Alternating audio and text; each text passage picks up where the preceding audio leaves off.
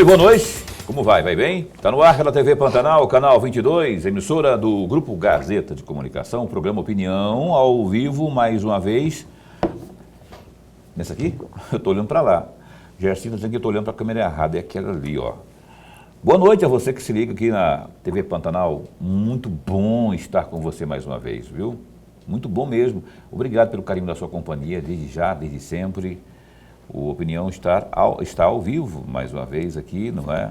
E hoje, para nossa alegria, graça e honra, está aqui o Opinião recebendo a doutora Tatiane Lopes. Ela, na verdade, eu falei Tatiane, mas é Tatiana Lopes, da 2ª Vara de Violência Doméstica e Familiar contra a Mulher. Juíza de Direito. Já esteve conosco aqui algumas vezes, já. A gente fica muito feliz quando ela vem, evidentemente, por conta do conhecimento dela e, evidentemente, mais ainda por conta dessa luta que todos nós estamos, na qual todos nós estamos envolvidos, que é contra a violência contra a mulher.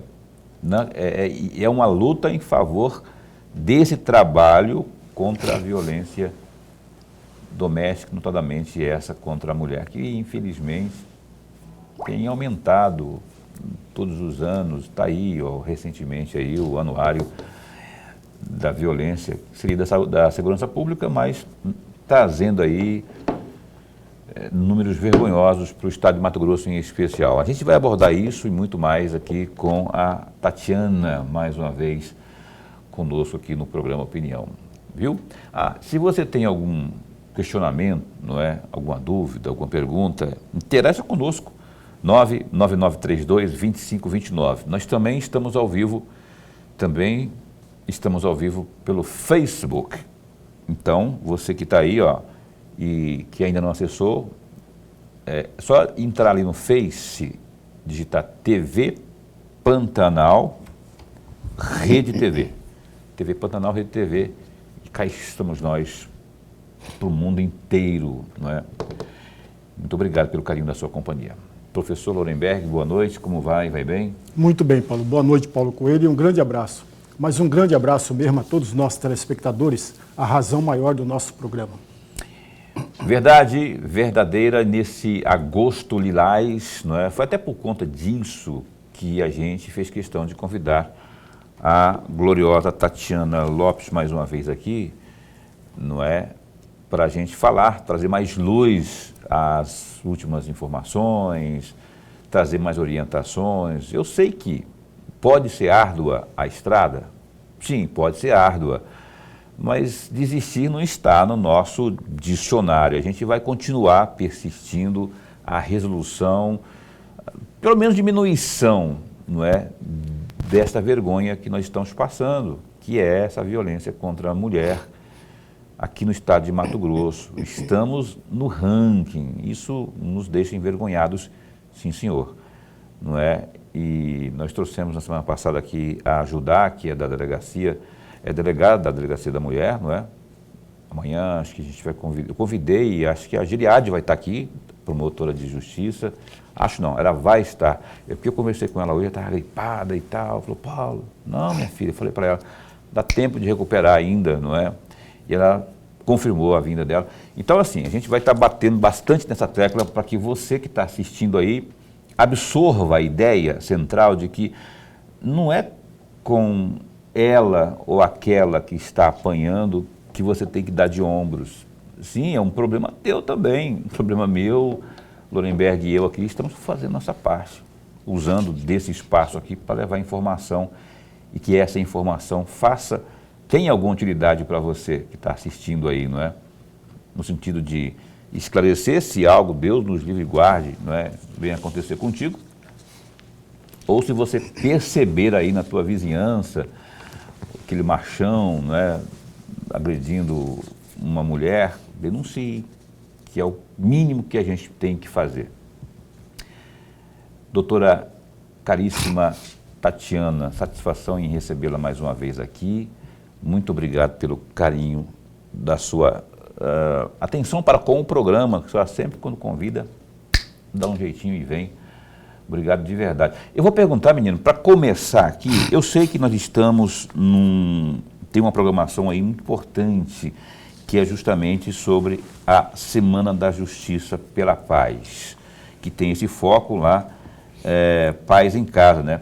Semana pela Justiça da Paz em Casa. A gente, quando vê isso, quando lê isso, a gente logo observa muito o que eu falei aqui agora, da agressão contra a mulher, mas tem também as crianças e tudo mais.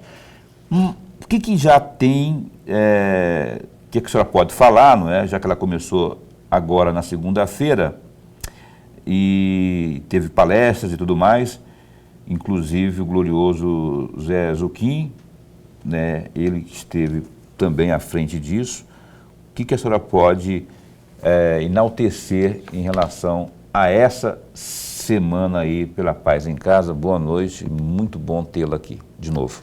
Boa noite, Paulo, boa noite, Lorenberg, boa noite a todas as pessoas que estão nos assistindo nessa data. Para mim também é uma alegria estar aqui, né, pela terceira vez, é uma honra. Então, nessa semana nós iniciamos, né, a 30ª Semana da Justiça pela Paz em Casa, que é promovido pelo Conselho Nacional de Justiça, né, o CNJ. Eu tive a oportunidade de participar lá no ano de 2016, as primeiras campanhas, né, que ela ocorre durante três vezes no ano, em março, que é o mês da mulher, no mês de agosto, que nós temos o Agosto Lilás, a comemoração do aniversário da Lei Maria da Penha, e no mês de novembro também, que nós temos o dia 25 de novembro, que é o Dia Internacional de Erradicação da Violência contra a Mulher. Então, nós estamos já na 30ª campanha. Na segunda-feira nós tivemos palestras, né, com uma juíza de São Paulo, e o desembargador-presidente José Zuquim estava presente, a desembargadora Maria Eutides, que é a nossa coordenadora do Ser Mulher, do Tribunal de Justiça. E nessa semana nós realizamos de forma mais intensificada audiências, julgamentos de processo. A finalidade é essa, dar mais celeridade aos processos, julgamentos nos casos de feminicídio e, além disso, também promover campanhas educativas, palestras. Muitos vão às escolas e é um mês realmente de conscientização. Mas então assim, a semana necessariamente não é uma semana, né? Durante todo o mês de agosto a gente vai estar com programação voltada a essa causa, não é o combate à violência contra a mulher. Isso, o mês de agosto inteiro por causa do Agosto Lilás, mas na campanha do CNJ a gente tem essa semana específica mesmo, essa semana agora, 18 a 22, eles escolhem uma semana, no mês de março, no mês de agosto, no mês de novembro.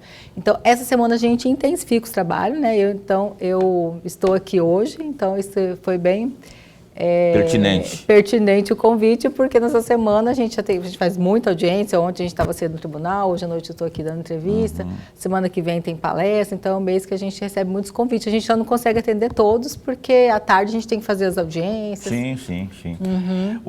Amanhã, dia 20, amanhã tem programação, então, acerca desse evento. Então, no fórum, na verdade, nós temos também, na segunda-feira nós tivemos, né, o Centro de Atendimentos à Vítima, as vítimas, né, de violência, que é coordenado por minha amiga, a doutora Ana Graziella, e nós tivemos na segunda e na quinta-feira. Então, nessa feira, né, que ocorre no próprio saguão do fórum, são disponibilizados diversos serviços, como a Delegacia de Polícia está ali, o Núcleo Thaís Machado, que é um núcleo interno do Tribunal de Justiça que atende servidores, né, o público interno, magistrados, estagiários, terceirizados.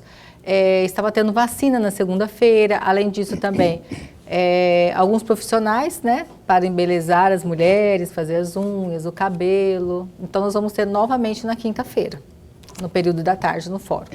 Ok. Professor Lorenberg. Juiz, antes de mais nada, registrar a nossa alegria. Mas a alegria mesmo de tê-la aqui mais uma vez, todos nós ganhamos e ganhamos muito com a presença da senhora. Juíza, permita-me pedir um comentário da senhora a respeito de duas afirmações. Essas afirmações eu encontrei no site do Ministério Público no dia 7 de outubro de 2019. A primeira delas era a pesquisadora e professora da UNB, Lourdes Maria Bandeira. Ela afirmou o seguinte, entre aspas, nossa sociedade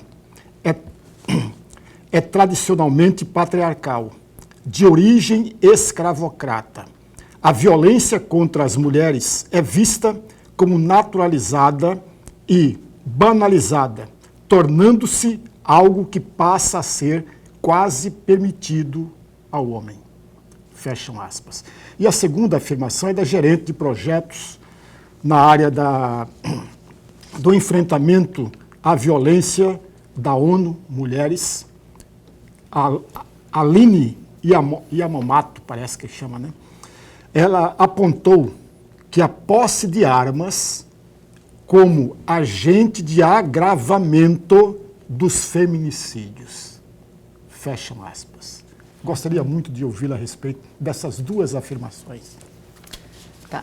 No que se refere à primeira afirmação, né, a professora da UNB, né? Isso. Uhum. Realmente, eu concordo, né, com a argumentação dela, porque a gente realmente, historicamente, né, a gente vem do patriarcado, então a violência contra a mulher, ela era, de certa forma, naturalizada, né, considerando que a mulher vivia no ambiente privado, ou o homem ele tinha acesso ao público, ao trabalho, enquanto as mulheres ficavam ali nos afazeres domésticos. A violência que acontecia dentro dos lares, ela era uma violência invisível, né? Nem sequer tinham leis que protegiam as mulheres. Então, inclusive esse mês que a gente faz o aniversário da Lei Maria da Penha, né, que completa 19 anos, como eu sempre digo, a importância da lei é que a gente teve visibilidade, proteção, né, um sistema que protege as mulheres. Nós temos várias especializadas, a partir daí, delegacia especializada das mulheres, onde ela possa encontrar esse amparo. Nós temos tipificações penais que surgiram a partir da violência, onde nós tivemos estatística para saber quais são essas mulheres que sofrem. Então, até então, realmente, é uma violência mesmo assim naturalizada, né? A tendência da mulher no passado, né, era ocupar um local de inferioridade, um homem um espaço de superioridade. Então, realmente, sobre a sua argumentação, eu concordo. E agora nós estamos aí. A cada dia, eu acredito que nós estamos avançando. Porque até 10 anos atrás, mesmo com a existência da Lei Maria da Penha, a gente ainda via, assim, uma naturalização ainda maior. Primeiro porque quando a lei nasceu, ela foi contestada, as pessoas não aceitavam. Hoje já isso não acontece mais, também ela já tem 19 anos. Hoje eu vejo a indignação, não só de mulheres, mas como homens, né? Os homens não aceitam mais. Como nós tivemos aquele vídeo que teve uma grande repercussão do elevador, dos 60 socos, a gente vê, assim, crianças indignadas, né? Meu filho de 12 anos conversou comigo isso várias vezes, mãe, totalmente indignado. Isso no passado, as pessoas não se indignavam tanto. Então, eu vejo, assim, que nós estamos avançando. E em relação à segunda... Sobre armas. Sobre armas. Estatisticamente, a gente vê que a maioria dos feminicídios, ele ocorre até por meio do uso da arma branca, né? Não é pela arma de fogo. Mas é claro que todo acesso à arma ele pode ser utilizado, né, para cometer crimes também, né? Mas, assim, a gente tem uma estatística onde nós temos mais o uso da arma branca do que da arma de fogo em relação aos feminicídios contra mulheres. Existem defensores ferrenhos justamente com o argumento contrário de que a arma no alcance da mulher torna-se um grande auxiliar, não é?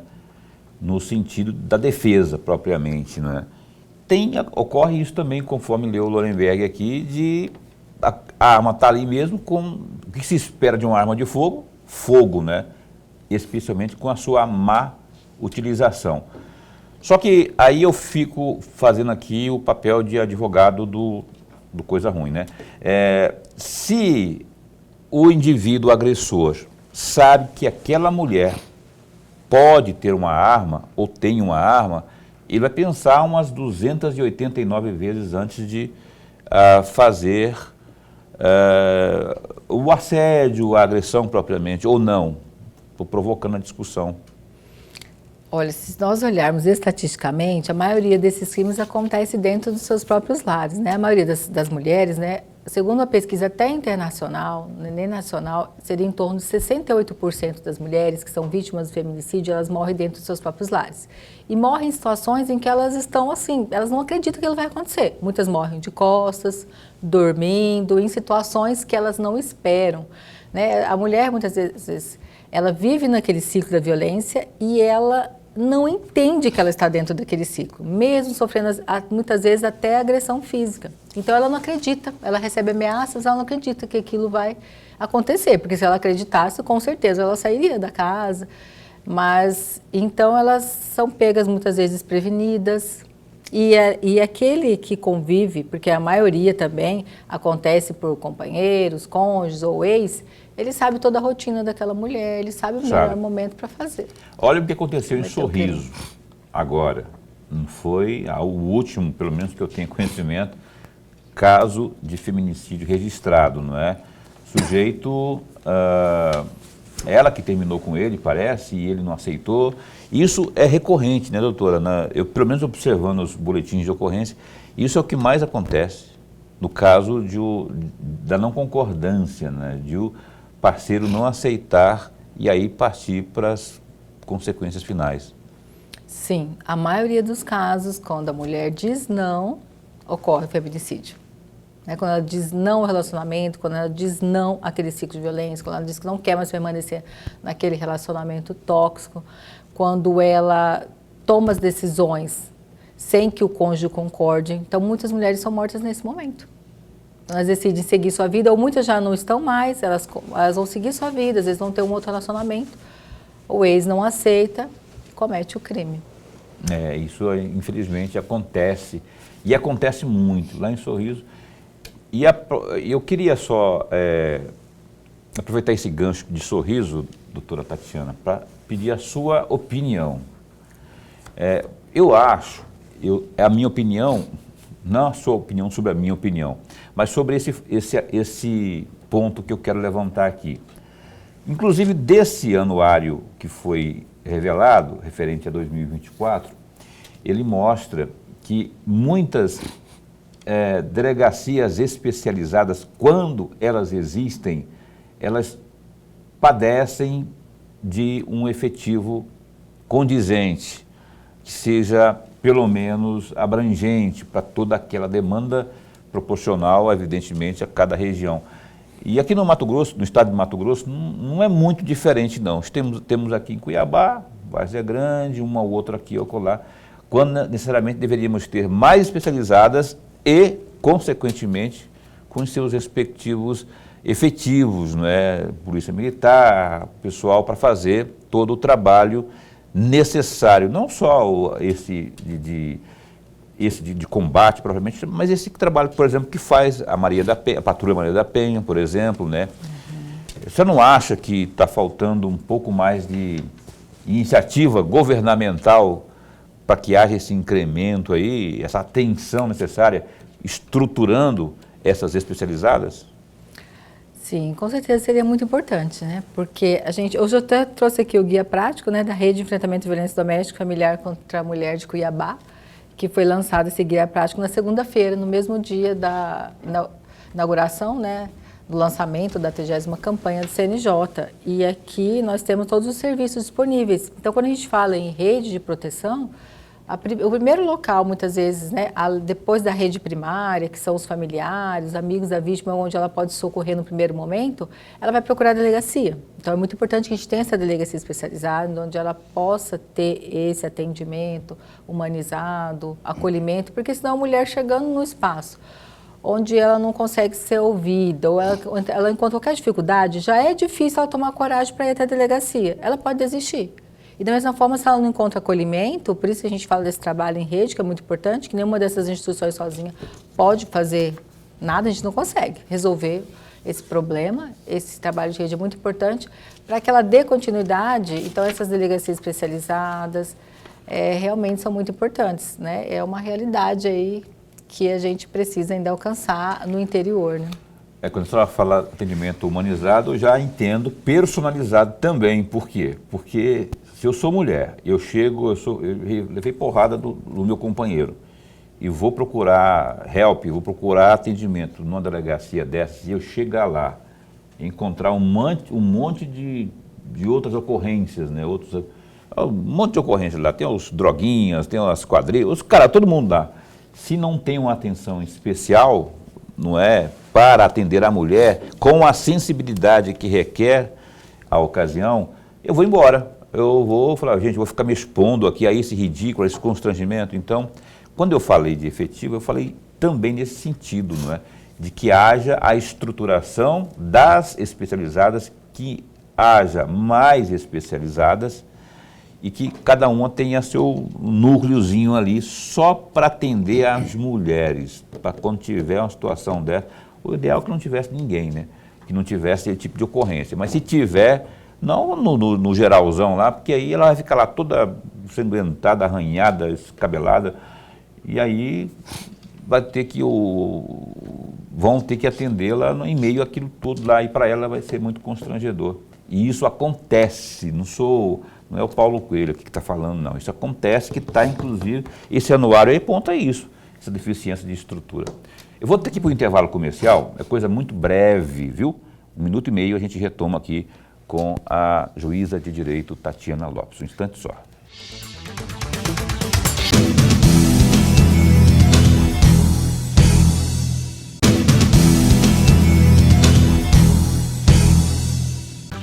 Eis que estamos de volta aqui no programa Opinião na sua TV Pantanal, canal 22. E a gente retoma aqui o nosso bate-papo com a Tatiana Lopes. Antes de seguirmos aqui com a entrevista, nós vamos ao GD, que é o Gazeta Digital. Dá um clique aí e se intere de tudo que está rolando por aí.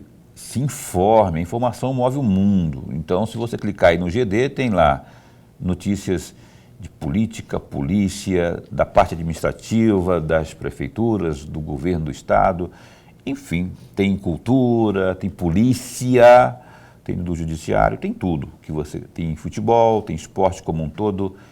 Gazeta Digital. Olha só, dias após o vídeo no qual aparece questionando aí o cálculo a alunos de escola estadual e também expondo erro, o prefeito Abílio Brunini, do PL, voltou a criticar a qualidade de ensino brasileiro. Em entrevista na Câmara de Vereadores, na manhã desta terça-feira, dia 19, ele afirmou que o ensino superior nas universidades públicas também é precária, assim como os demais níveis. Aos jornalistas, ele disse que, aspas, a faculdade pública no nosso estado, por exemplo, seja não queria falar essa palavra, mas está entre aspas, né? Por exemplo, seja uma bosta como a UFMT tem sido, fecha aspas. A afirmação repercutiu negativamente tanto pelo conteúdo quanto pelas palavras escolhidas para descrever sua avaliação quanto ao ensino na Universidade Federal de Mato Grosso, fundada ainda lá na década de 1970 e que oferta cursos de graduação, pós-graduação, mestrado e doutorado de forma gratuita aos acadêmicos. É da instituição, por exemplo, não é? A professora doutora Maria Inês da Silva Barbosa, que é professora doutora, não é?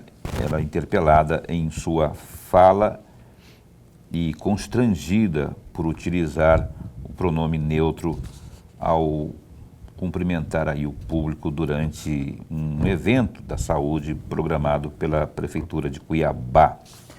Olha só, eu vou passar para o Lorenberg dar o pitaco dele de opinião também, vou dar a minha opinião aqui também. Infeliz, eu falei com o prefeito hoje, convidando-o para vir ao programa Opinião, nessa semana ainda, e ele ficou de checar lá a agenda, mas, Abílio, de boa, está ofendendo aqui uma montoeira de gente boa, não é? Que pessoas que estão aí, professores que estão aí hoje, não é? Pesquisadores que estão aí hoje, que são referência, em muitas áreas, referência nacional, na parte da ecologia, na parte inclusive da tecnologia, em todas as áreas. Todas as áreas Eu, particularmente, não me formei na UFMT, eu tenho um orgulho tão grande quando eu vejo o corpo discente e aí, por consequência, os docentes, né, que eles se esforçam, todos, né, que formam o universo da nossa UFMT, eu tenho tanto orgulho, aí usa-se, eu sei que foi uma palavra infeliz, não sei se o senhor está arrependido, gostaria que tivesse, que pedisse desculpas, que se retratasse, porque a palavra realmente ela é ofensiva. Naquela parte lá da outra senhora lá, do pronome neutro, eu concordo com a não utilização, a não aplicação do pronome neutro. Isso eu concordo. Ponto. Sem fazer estardalhaço, sem xingar, sem esculhambar.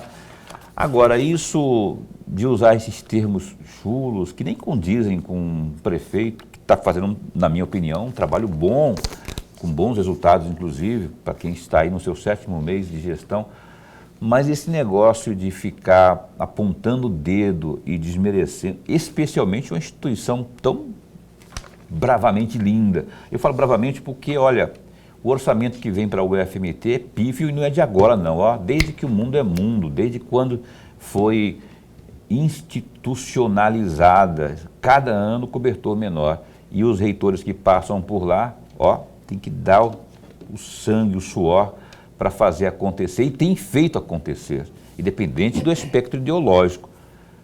Aí agora, essa afirmação, então eu lamento muito pelo seu posicionamento, gostaria inclusive que você também lamentasse e se retratasse por conta de que a nossa UFMT merece todo o nosso respeito. Professor Lorenberg. Paulo e amigo telespectador, só uma observação, mas muito rapidamente. O prefeito da capital foi muito infeliz, mas muito infeliz. Agora, ele não falou isso por jogar fora, não. Falou isso para desviar o foco das críticas contra a sua administração. É muito simples. O gestor tem muito disso, não é só ele, não, todos fazem isso. Quando vê o foco na administração, ele desvia. Ele desvia atacando o outro. E ele foi muito infeliz, mas muito infeliz, em todos os aspectos. Em todos os aspectos. Eu conheço muitíssimo bem, não apenas a Universidade Federal de Mato Grosso, mas todas as universidades existentes em Mato Grosso. Nenhuma delas merece ser tão duramente criticada como o foi. Nenhuma delas. É isso aí. Aliás, prefeito, está de pé aqui o convite que eu fiz, não é? Não é porque eu critiquei o senhor aqui, foi uma crítica construtiva, não é? Eu só não posso concordar. O FMT, na minha avaliação, referência em muitas áreas das melhores do país. Aí, enfim, está aberto aqui o convite. Fazer um balanço da gestão aí, não é? De Vossa Excelência aqui em relação aos nossos cuiabanos. E a gente segue aqui com o programa Opinião, hoje com Tatiana Lopes, pela 3ª vez conosco aqui. Doutora, juíza de direito, né? Você conhece, esteve aqui e ela estava contando para a gente no intervalo aqui, rapaz, que ela puxou a orelha de muita gente aqui quando ela falou da vez passada aqui sobre os 5 tipos de violência contra a mulher, né? As pessoas pensam que é só aquela ali da porrada, só a física, não. Tem a patrimonial, tem quem mais? A sexual, psicológica. Teve alguém que estava lá que... Não, eu queria que você falasse, né? Que assistiu. Vou falar, porque eu também fiquei feliz, né, com o testemunho. É uma amiga minha, né, contou para minha mãe que uma pessoa assistiu o programa, né, e primeiro porque ele não sabia do tipo de violência que existia, mas ele assumiu que realmente praticava violência física e depois ele descobriu os outros tipos de violência que também devia cometer. E diz que depois daquele dia ele decidiu não praticar mais violência. Então eu fico muito contente, é por isso que eu sempre fiz, é muito importante a gente falar sobre o assunto, essa conscientização, falar e repetir, gera realmente essa conscientização. Aí eu falei, eu tenho que contar esse testemunho aqui. Que bom, que bom. Muito tem feliz. O nome da pessoa, se bem que falar também não expor, né? Não vamos expor ninguém não, mas você que está assistindo, eu espero que você esteja assistindo, nosso carinho, viu? E esse é o alvo, por isso que a gente faz questão, que nem eu disse na abertura, de sempre, independente de campanhas, mês de março, mês da... Não, todo o tempo, porque esses agressores, eles não agridem só no mês de março, só agora em agosto, lilás, não importa a cor. A gente quer o tempo todo estar abordando isso, mas no sentido de conscientizar, não é? Não é para criticar, para ficar apontando dedo. É evidente que a gente detona, a gente repudia cara que bate mulher, que tem o machismo, desde a parte mais incipiente, não é? Até a agressão propriamente. Essa é a nossa intenção de fazer com que você reflita, que você absorva as informações e que possa pôr a mão na consciência. Se tiver que colocar a mão em alguém, não coloque na sua parceira, se for de forma carinhosa, né?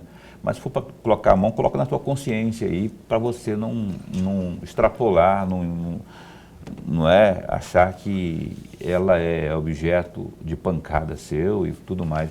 Então, obrigado a você que assiste ao programa, que absorve a nossa ideia, a nossa mensagem, por ter captado nossa mensagem. Professor Oliveira. Juíza, no bloco anterior, a senhora falou por 2 vezes a questão de conscientização. Tem que ter um trabalho, ações que venham a alcançar esse objetivo. Porém, no mês de agosto, por mais ou menos dia 9 de agosto do ano passado, a senhora fez uma palestra lá para 50 servidores da Rede Cidadã, e naquela oportunidade a senhora chegou a trazer uma pesquisa onde dizia que menos de 24% das mulheres tinham conhecimento total da Lei Maria da Penha. E eu pergunto à senhora, 1 ano depois, ou um pouco mais de 1 ano depois, a senhora acredita que esse índice não mudou, não modificou, não aumentou, melhor dizendo, não aumentou esse índice percentual? Então, nós não temos ainda esse dado estatístico, né? Que a última pesquisa que nós tivemos foi que o conhecimento realmente assim mais profundo da lei era em torno de 24%. E, inclusive, agora uma nova estatística do mapa da violência nacional, né, Senado Federal, junto com a Avon, eles produziram e verificaram que, na verdade, 80% das mulheres entrevistadas nem sequer têm muito conhecimento a respeito das medidas protetivas. Que nós pensamos assim, mas é tão divulgado, a lei é tão conhecida. A lei é conhecida, mas ela não é conhecida a fundo. Então, assim, eu sei que trabalhos estão sendo realizados, pode ser que a gente tenha tido aí um aumento, nós não temos ainda esse dado oficial, mas, assim, a gente não pode cansar, né? Por isso, toda oportunidade que eu tenho para falar, eu falo, aceito palestras, a gente vai às escolas, inclusive o Tribunal de Justiça agora. Nós estamos com um projeto de um concurso escolar junto com a Secretaria de Educação do Estado e do município, e nós vamos trabalhar com as nossas crianças e os nossos adolescentes do ensino fundamental, do 1º ao 9º ano. Eles eles vão fazer redação, poesia, vídeo e música sobre a temática, né? Nós já começamos essas capacitações. Semana passada eu estive lá em Rondonópolis com a desembargadora Maria Erotides, fizemos capacitação na sexta-feira passada com os professores, já fizemos essa capacitação no mês de maio com os diretores, agora eles irão trabalhar com os alunos, onde eles realizarão essa produção, né, dos trabalhos, e depois eles vão receber uma premiação, 1º, 2º, 3º lugar de cada sala. Então, assim, isso vai ser muito bom. Daí eles vão para uma etapa municipal, e dessa etapa municipal, que a princípio o projeto seria realizado só na comarca de Cuiabá, agora já se estendeu por Várzea Grande, Rondonópolis, Cáceres, Sinop. Então, assim, a Secretaria de Educação abraçou mesmo o projeto, estamos juntos desde o início. O governador também ficou muito entusiasmado com o projeto, conversou com a desembargadora, ampliou mais esse projeto para as outras cidades. Então, a gente precisa trabalhar e nós vamos pegar ali na fonte, né? Nossas crianças, nossos jovens, porque daí quando eles começarem o relacionamento amoroso, eles vão ter uma outra visão. E além deles realizar essa produção, eles vão ser multiplicadores dentro dos seus próprios lares. E a gente sabe também que vai descobrir muita coisa durante esse período aí, né? Alguns que vivem essa situação de violência, a gente tem que estar preparado para recebê-los. Começa no namoro, né? Começa no namoro, tem que ter atenção já desde o namoro, porque Porque no namoro é tudo certinho, tudo bonito, né? Tudo maravilhoso, mas depois as coisas podem começar a porque você não sei, tem um tempo para, qual que é o tempo ideal para se conhecer alguém? Nunca se conhece, tem gente que está casada aí há tantos anos, aí de repente, numa discussão boba, descobre-se um lado violento que até então não tinha se manifestado, né? Então tem coisas que não estão... Eu queria que a senhora falasse a respeito desse anuário, eu tenho que ir para o intervalo comercial, mas dá tempo de a senhora dar uma pinceladinha, pelo menos. Esse anuário da segurança pública, né, que apontou mais uma vez, pela segunda vez, o Estado de Mato Grosso registrou aí, com maior taxa proporcional aí de violência, de feminicídio no país. Feminicídio, gente. E aí eu queria que o senhor fizesse um breve comentário, e a gente pode continuar o bate-papo sobre esse tema após o intervalo, porque segundo dados aí desse anuário, divulgado pelo Fórum, né, lá da Segurança Pública, no ano passado, 47 mulheres foram assassinadas por motivação de gênero aqui no estado, o que representa aí uma taxa de 2,5 casos por 100 mil habitantes, a maior do Brasil. Queria uma breve análise da senhora sobre isso. Sim, 2 anos consecutivos, né? 2023 registrou 46, números absolutos, 47 em 2024, o que representa essa taxa mesmo de 2,5 por cada duplo de 100 mil habitantes, enquanto a taxa nacional foi de 1,4, ou seja, quase o dobro aí, né, da taxa nacional. Então a gente tem que levar em consideração que Mato Grosso, né, o Brasil todos nós temos essa cultura machista porque fomos criados assim. Em Mato Grosso a gente tem um pouco mais, né, atribui-se a essa questão. Por que nós temos um pouco mais na sua avaliação? Nós temos, qual que é? Tinha que ter um estudo até psicológico, psiquiátrico, sei lá, para ter essa definição. Por que Mato Grosso está seguindo nessa linha tão obscura? Porque a lei que pune o crime é nacional, né? Nós não temos uma lei diferente no Mato Grosso falando, nossa, aqui a lei é mais branda. Então, por isso que justifica quando a gente fala dessa cultura. É algo que vem sendo assim, construído historicamente, né? Na verdade, o segundo estudo foi feito aqui em Mato Grosso pelo Comitê de Feminicídio, a gente viu o que a gente pode falar. 10% só dessas vítimas, essa pesquisa foi realizada em relação aos feminicídios que ocorreram no ano de 2023, apenas 10% tinham medida protetiva. E do ano passado também. Parece que pouquíssimas tinham medidas protetivas e ainda assim muitas até retornar a esse convívio. Ok. Já a gente segue, Lorenberg, você abre o próximo bloco de perguntas, por favor, porque a gente estourou aqui e eu já vou dar um pitaco aqui, que a gente o Estado de Mato Grosso vai conseguir sair dessa vergonhosa posição aí quando se investir na educação, não é? Se investir na informação no seio escolar, quando levar informação com palestras, motivando os pequeninos, que daqui a pouco serão adultos, serão Marias, mamães, serão Josés, papais, maridos, mulheres. Você tem que levar para lá, para eles absorverem e multiplicarem esses conhecimentos e a partir daí a gente vai sentir o efeito em médio e longo prazo. Porque se for aí pagar fogo com gasolina, ou que eu chamo sempre de secar gelo com toalha quente, não vai adiantar. Você sabe que não vai adiantar. Sorriso já teve um caso ali brabo de feminicídio, mais um, já teve outro. O próximo anuário também vai apontar Mato Grosso como primeiro no ranking de feminicídio. Que vergonha. Amanhã o Tribunal de Contas vai julgar as contas do Estado de 2024, não é? O que vem pela frente aí? Talvez devesse o órgão de conta, de controle, recomendar pelo menos que houvesse esse incremento aí nessa base tanto na estrutura de efetivo, como também essa estrutura do ponto de vista mais social, psicossocial, né, de levar palestras para unidades escolares, no caso do Estado, não sei, eu sei que alguma coisa tem que ser feita, porque senão vai ficar patinando ali, não é? A gente tem que mudar essa história aí. Intervalo comercial, a gente volta já já.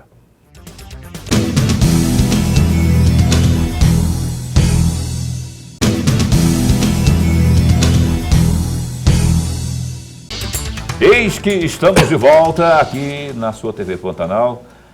Sinceramente, um abraço para você. A Heloísa, que está aqui no grupo do Zap do Opinião, assistindo a gente, está agradecendo, está adorando a entrevista. Obrigado, Heloísa. Eu vou chamar de Elô, porque ela já sempre participa com a gente aqui. E ela é conhecida como Elô mesmo. A Vânia, que é a Lucivânia, conhecida como Vânia, está no 1º de março também acompanhando a gente. Obrigado também com o Joilson, que é o maridão. Não é? A Terezinha, que está acompanhando na Coab São Gonçalo. Obrigado a você também por estar conosco aqui. Professor Lorenberg.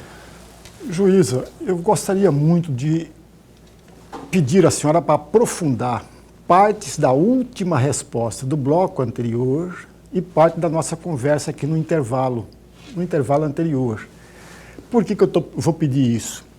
Veja, a senhora lembrou bem que por 2 anos consecutivos, Mato Grosso está em primeiro lugar com o mesmo índice percentual. Ou seja, em 23 foram 46 feminicídios, em 24, 47 feminicídios. 2,5% de cada 100 mulheres. Quer dizer, é algo preocupante e assustador. Por outro lado, há um desconhecimento da própria lei. Acrescido a isso, eu estou provocando a senhora, acrescido a isso que grande parte da Lei Maria da Penha ainda não foi contemplado. A senhora sabe disso melhor do que eu. Ainda não foi contemplado uma parte substanciosa da lei. O que fazer, juíza, diante desse quadro? Lorenberg, só vou fazer uma retificação disso que você falou aí, é 2,5 casos por 100 mil 100 mil. Você falou mulheres. 100, você falou 100. Ah, é? Você falou 100 mil mulheres. Uhum. Se fosse 100, é Ave Maria, ia ser um... Por favor. E também, assim, só para acrescentar, esse é em relação ao feminicídio. Ainda tem homicídios contra mulheres. Exatamente. E o Estado de Mato Grosso, na verdade, ele faz a notificação correta. Então, a gente tem esse alto índice, mas a gente tem que levar em consideração também que existe alguns estados brasileiros onde há uma subnotificação. Ao invés de registrar aquele crime de homicídio ou feminicídio, não registra como feminicídio, registra como homicídio. Então, ele não entra nesse percentual. Então, primeiro a gente precisa corrigir, né? Mas isso não significa que aqui em Mato Grosso nós temos esse alto índice de feminicídio. Ele é alto mesmo. E em relação, né, ao que o senhor falou do desconhecimento, que realmente há esse desconhecimento e também essa aplicação integral. Nós tivemos muitos avanços nesses 19 anos, né, a lei completou sua maioridade aí o ano passado, mas na questão de efetivação das políticas públicas, a aplicação dessa lei, esse acesso, as pessoas que estão ali na periferia, no interior, a gente ainda precisa melhorar esse atendimento, né? Às vezes, assim, aqui na capital a gente tem uma rede, olha, aqui com mais de 35 integrantes, nós temos um guia, nós temos delegacias especializadas, nós temos 4 magistrados aqui na comarca, mas e no interior, né? E aquelas pessoas que não têm acesso, ou pessoas que estão mais distantes ainda. Então, a gente ainda não tem uma igualdade nessa aplicação da lei. E em relação aos feminicídios também, a gente sabe aí que em torno de 60% são mulheres também negras que estão morrendo. Então, a gente tem que levar também em consideração tudo isso. Então, assim, é um trabalho mesmo, né? Igual aqui em Mato Grosso, esse trabalho nas escolas já é um trabalho importantíssimo, porque como, né, os senhores falaram aqui, a gente precisa trabalhar com a educação, a gente precisa trabalhar com o nosso jovem. Quando eles entenderem que a mulher ocupa uma igualdade, a mulher não quer ser superior, a gente quer ser igual, não quer ser tratada de forma inferior, não quer, o homem não pode ser superior à mulher, a gente só quer igualdade. Então, a gente acredita que vai ocorrer a diminuição dessa violência. Por que agride? Porque tem um sentimento de posse, como se a mulher fosse minha. Nós temos hoje a maior pena, né, que pode chegar a 40 anos. Para progredir de regime tem que cumprir 55% dessa pena. Não tem direito à visita íntima, né, que é um dado importante. e ainda assim a gente teve um registro muito alto. Mas eu acredito que ainda há um desconhecimento em relação à pena, e a lei iniciou sua vigência agora, né, no final do ano de 2024. Então vamos ver o final do ano, nos próximos, as consequências, né, quais os efeitos, né, dessa lei. Doutora, eu vou fazer uma pergunta aqui, mas esteja absolutamente tranquila para se declinar da resposta, porque, na verdade, não é uma pergunta que a senhora possa responder ou deva responder de forma técnica, mas talvez até por ser mãe, como eu sou pai, como muitos que estão assistindo são pais e mães, não é? Às vezes, eu vou dar a minha impressão, meu sentir, que a gente está meio que, eu falei agora há pouco aquela frase, de secar gelo com toalha quente, sabe? Que parece que não está dando para evoluir, para avançar. Quando você tenta educar seus filhos menores, não é? Quando você os vê com um celular na mão, acessando os mais variados tipos de joguinhos, ou vendo TV, ou vendo os clipes de funk, aí a turma do funk, pô, Paulo, o que você tem contra o funk? O funk em si, não, eu tenho contra os proibidões, aqueles que insinuam, que objetificam, não é? Que tornam, que vulgarizam, que expõem a sensualidade excessivamente. Se fosse da mulher, não tenho o que dizer, mas das crianças, que daqui a pouco serão mulheres, elas vão crescer com aquele tipo de cultura, opinião minha. Então eu acho que existe esse... Agora, não vou pregar censura também, né? Mas eu acho que os pais poderiam ficar mais atentos quanto a isso, enfim, é um assunto tão delicado para falar, porque senão daqui a pouco vão falar que eu sou contra funk, que eu abomino, não abomino funk, eu só defendo que as crianças têm que ser respeitadas e tem algumas coisas assim, sabe, são muito indecentes, não cabem, não casam com a criação de uma criança, daqui a pouco vai ser mulher, e aí, já viu, né? E os caras, os predadores, a turma do mal que a gente está perseguindo aqui, estão na espreita, não é? Porque eles vão se sentir um convite ou uma espécie de senha, opa, não é? Eu penso isso. Isso que eu falei aqui é uma opinião de pai, inclusive. Eu queria que a senhora desse a sua opinião dentro das suas limitações, inclusive. Sim, é muito importante mesmo que nós, né, enquanto mãe, aqueles que são pais, exerça essa vigilância, né, sobre o conteúdo que os nossos filhos estão assistindo, porque isso influencia muito. Inclusive, assim, essa questão do machismo, você vê, a criança ela é mais pura. Ele vai se tornando adolescente, é mais difícil de trabalhar. Ele já chega da escola cheio de preconceitos, eu sei que eu tenho filhos adolescentes e ali em casa é uma construção diária, né, sobre a questão feminina, direitos das mulheres, não ao machismo, a esse controle, e a gente precisa trabalhar, realmente. E nesse conteúdo que nossos filhos estão absorvendo ali. Então é muito importante mesmo. E existe realmente muitas músicas, né, independente do gênero musical, que são realmente, colocam a mulher naquela situação de inferioridade. Como tem muitas músicas antigas, né, que fazem parte da nossa cultura brasileira, e que as mulheres são colocadas nessa posição de objeto. Tem algumas músicas sertanejas também, que mesma coisinha, coloca a mulher lá como associada com uma coisa muito inferior à cachaça, inferior, sabe, ao consumismo, como se ela fosse um objeto assim e tal. Será que eu estou ficando velho, Heber? Eu fico assim, pensando às vezes, Paulo, por que você está falando isso? Porque eu acho que podia ser uma... Mas aí como é que você coloca isso? Qualquer coisa que você diga, você está querendo ser moderador, está querendo ser se não censor, né? Mas eu queria que você continuasse com suas perguntas. Juíza, eu gostaria muito de uma outra reflexão. A senhora falou por diversas vezes nos blocos anteriores, e o Paulo também reforçou e está no caminho certo, a questão da escola. Só que os alunos ficam na escola apenas 4 horas por dia e 20 horas fora da escola. O garoto está dentro da casa dele, com todo o machismo do mundo dentro da casa dele, com todos os exemplos machistas do mundo dentro da casa. Aí ele vai para a escola e, de repente, depara com a senhora fazendo uma belíssima palestra, com todos os instrumentos necessários, com todas as coisas, porém, esse aluno sai e volta para sua casa e vê os mesmos exemplos. Quando não é na casa dele, é nos outros grupos sociais que ele pertence. É na própria igreja. E aí, juíza, o que fazer? Perfeito, Lorenberg. Perfeito, Lorenberg falou. Realmente é bem complicado. Por isso que a responsabilidade maior, né, nós que somos mães, porque o machismo ele não é só do homem, né, é da mulher também, porque muitas mães criam seus filhos para que uma mulher no futuro sirva a ele, né?